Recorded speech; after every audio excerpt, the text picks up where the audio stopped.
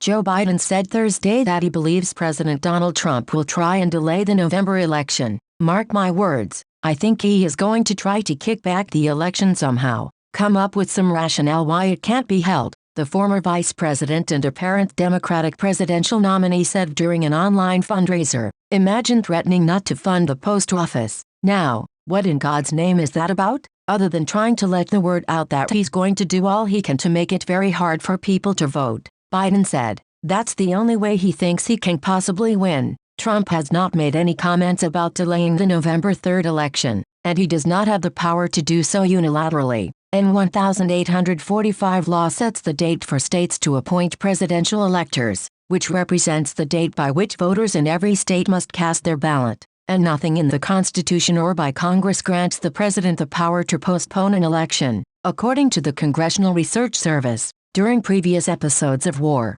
pandemic, or other deadly crises in American history, the presidential election date has never been changed in response to an emergency, the Research Service said. Some Democrats have been pushing for expanded mail-in voting for the election as a way to keep voters safe amid the coronavirus epidemic, but Trump has been critical of the idea. "Mail ballots, they cheat, okay? People cheat," the president said earlier this month, adding there's a lot of dishonesty going along with mail-in voting. Trump's arguments that an election conducted via the Postal Service would be riddled with fraud is an allegation based on a number of false or misleading claims, as NBC News has reported. An email to the Trump campaign seeking comment about Biden's remarks was not immediately returned early Friday. Biden has in the past said that the election must not be postponed. Some states have postponed primary elections amid the coronavirus epidemic. Wisconsin held a controversial, in-person primary election this month after the state Supreme Court overturned the governor's executive order to delay it.